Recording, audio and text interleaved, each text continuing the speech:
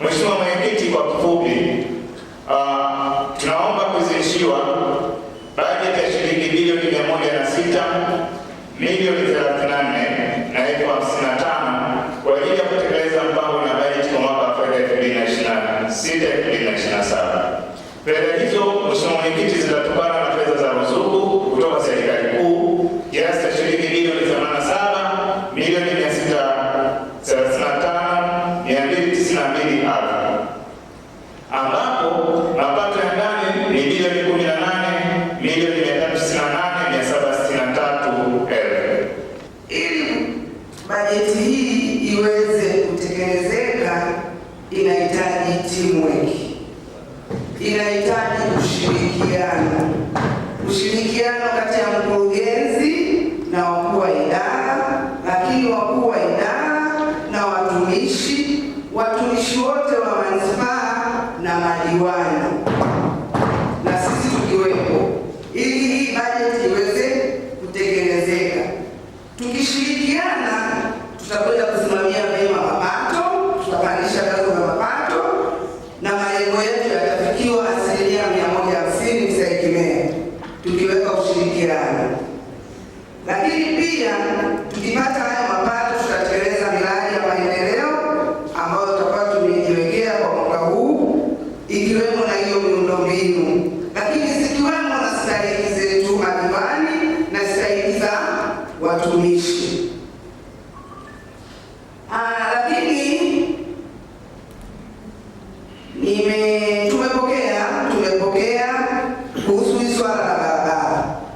Tukiwa kwenye bunge lililopita, waziri mkuu alituita kimkoa, tulikuwa tunaitwa kimkoa ili tupeleke vipaumbele vya mkoa mzima.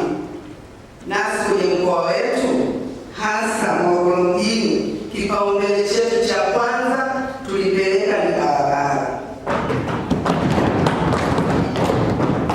Kipaumbele chetu cha pili tulipeleka ni maji. Kwa hiyo ndugu zangu, niwaombe kutuamini kwamba tutaendelea kushirikiana na mbunge wetu wa jimbo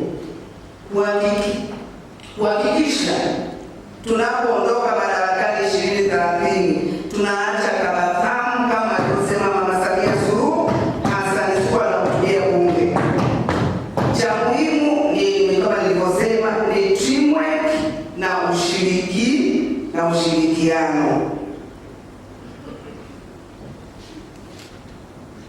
Lakini pia Morogoro yetu au mkoa wetu umekuwa katika kipindi cha vuguvugu, tulivuka salama, na kuvuka kwetu salama, ndugu zangu, kuna hao wenye viti wa mtaa. Hao wenye viti wa mitaa wanafanya kazi kubwa, na ndio wenye viti wa ulinzi na usalama kwenye mitaa. Basi niwaombe, inawezekana, najua kwenye bajeti hii mtakuwa mmewaweka kwa ajili ya kuwalipa stahiki zao. Niwaombe tuwalipe stahiki zao kwa wakati na kama ilivyopangwa kwenye bajeti. Hawa watu ni muhimu sana, wanasaidia mambo mengi sana. Kuna vitu ambavyo tunatakiwa sasa tufike sehemu tujipime. Ukiangalia bajeti nyingi huwa tunazipanga, lakini ikifika mwisho wa siku unakuta hatujakamilisha vitu vingi sana. Sasa sielewi ni wapi tunakwama. Yamkini tunatakiwa kurudi nyuma kuangalia makosa ya nyuma. Kama bajeti tayari tulishaipanga, lakini inafika mwisho wa mwaka haujafanikisha hata 20% ya malengo. Kwa hiyo kuna sehemu tunafeli. Nadhani sasa ni muda mwafaka wa kuimarisha kipengele cha monitoring and evaluation. Bilioni 106 milioni